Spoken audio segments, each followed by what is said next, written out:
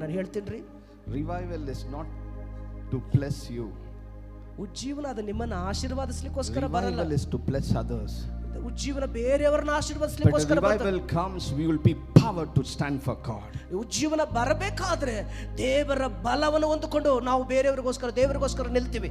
Hallelujah. Hallelujah. Hallelujah. Hallelujah. You may be a normal believer. ಒಂದು ವೇಳೆ ನೀನು ಸಾಧಾರಣ ವಿಶ್ವಾಸಿಯಾಗಿರಬಹುದು. You'll be going in the road. ಒಂದು ರಸ್ತೆಯಲ್ಲಿ ನಡ್ಕೊಂಡು ಹೋಗ್ತಿರ್ಬೇಕಾದ್ರೆ Some lady will be crying for the stomach pain. ಯಾರೋ ಒಬ್ಬ ಸಹೋದರ ಹೊಟ್ಟೆ ನೋವಿನಿಂದ ರಸ್ತೆಯಲ್ಲಿ ಅಳ್ತಾ ಇದ್ರೆ Just go and keep your hand and tell in the name of Jesus, stomach pain is gone. ಆ ಸಹೋದರ ನೋಡಿ ಯೇಸುವಿನ ನಾಮದಲ್ಲಿ ಹೊಟ್ಟೆ ನೋವೆಲ್ಲ ಸ್ವಸ್ಥಗೊಂಡಲ್ಲಿ ಅಂತ ಹೇಳಬೇಕಾದ್ರೆ Immediately the stomach pain. ಕ್ಷಣದಲ್ಲೇ ಅವಳು ಸ್ವಸ್ಥತೆ ಹೊಂದಿಕೊಳ್ಳುತ್ತಾಳೆ. Next moment the lady will come with you into the church. ಆಮೇಲೆ ಮುಂದಿನ ಕ್ಷಣದಲ್ಲೇ ಅವಳು ಏನ್ ಮಾಡ್ತಾಳೆ, ಮರುಕ್ಷಣ ನಿನ್ನ ಜೊತೆಲಿ ಸಭೆಗೆ ಬರ್ತಾಳೆ. Hallelujah. Hallelujah. Hallelujah. Hallelujah. Peter and John is going to the church. Hallelujah. ಅಪೊಸ್ತಲನಂತ ಪೇತ್ರ ಯೋಹಾನರು ಸಭೆಗೆ ಹೋಗ್ತಾ ಇದ್ದಾರೆ. The guy asking the help, he cannot walk. ಒಬ್ಬ ಮನುಷ್ಯನು ನಡಿಲಿಕ್ಕೆ ಆಗದೆ ಇರತಕ್ಕಂತವನು ಸಹಾಯ ಕೇಳ್ತಿದ್ದಾನೆ. Peter never prayed.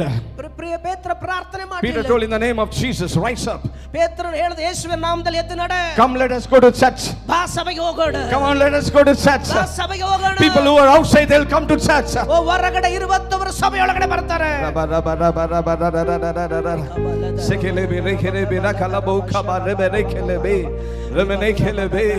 The revival time, ಜೀವನ ಕಾಲದಲ್ಲಿ the apostle is asking, bring the money, we have to do something for the Lord. ದೇವರಿಗೋಸ್ಕರವಾಗಿ ಹಣವನ್ನು ತೆಗೆದುಕೊಂಡು ಬನ್ರಿ, ನಾವು ಕರ್ತನಿಗಾಗಿ ಏನಾದ್ರು ಮಾಡೋಣ ಅಂತ There's a ಕೇಳಬೇಕಾದ್ರೆ family kept little bit money for themselves, ಅವರಿಗೋಸ್ಕರ ಸ್ವಲ್ಪ ಹಣವನ್ನು ಒಂದು ಕುಟುಂಬ ಸಂಗ್ರಹಿಸಿಟ್ಟುಕೊಂಡು and little bit money they kept before the apostle at hand. ಸ್ವಲ್ಪ ಹಣವನ್ನು ಅಪೊಸ್ತಲ ಪಾದಗಳಿಗೆ ತಂದು ಹಾಕ್ತಾ The ಇದ್ದಾರೆ. apostle told, ಅಪೊಸ್ತಲರು you are ಹೇಳ್ತಿದ್ದಾರೆ, disappointed the Holy Spirit. ನೀನು ಪರಿಶುದ್ಧಾತ್ಮನನ್ನು ಮೋಸಗೊಳಿಸಿದೀಯ. The life is gone. ಇಲ್ಲ, ಜೀವನ ಮುಗೀತು. Same revival time. ಅದೇ ಕಾರ್ಯ ಉಜ್ಜೀವನ The ದಿನಗಳಲ್ಲಿ Paul, Saul is going to attack all the church. ಸಭೆಯನ್ನ ಸೌಲನು ಎಲ್ಲ ಕಡೆಗಳಲ್ಲೂ ಅಕ್ರಮ ಹಿಂಸೆ ಪಡಿಸಲಿಕ್ಕೆ ಹೋಗ್ತಿದ್ದಾನೆ. You should understand how the revival work. ಉಜ್ಜೀವನ ಯಾವ ರೀತಿ ಕಾರ್ಯ ಮಾಡ್ತದೆ ಅಂತ ಅರ್ಥ ಮಾಡ್ಕೊಳ್ಳಬೇಕು. There's a problem happening with the believer. ವಿಶ್ವಾಸಿಗಳ ಮಧ್ಯದಲ್ಲಿ ಒಂದು ಸಮಸ್ಯೆ ನಡೀತಾ ಇದೆ. And yet Saul is going to destroy all the people. ಇಲ್ಲಿ ಸೌಲನು ಜನಗಳನ್ನ ಹಿಂಸೆ ಪಡಿಸಲಿಕ್ಕೋಸ್ಕರ ಹೋಗ್ತಾ ಇದ್ದಾನೆ. The Lord saved him. ದೇವರು ಅವನನ್ನು ರಕ್ಷಣೆ And he ನಡೆಸಿದ. became a man of God. ಆತನು ದೇವರ ಮನುಷ್ಯನಾಗಿ ಸೇವಕನಾಗಿ ಮಾರ್ಪಟ್ಟ.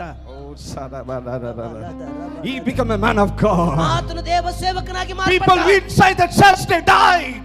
ಸಭೆಯೊಳಗೆ ಇರತಕ್ಕಂತವರು ಸತ್ತು ಹೋಗ್ತಾ ಇದ್ದಾರೆ. People inside the church, they have the fear. ಸಭೆಯೊಳಗೆ ಇರತಕ್ಕಂತವ್ರಿಗೊಂದು ಭಯ ಬರ್ತಿದೆ.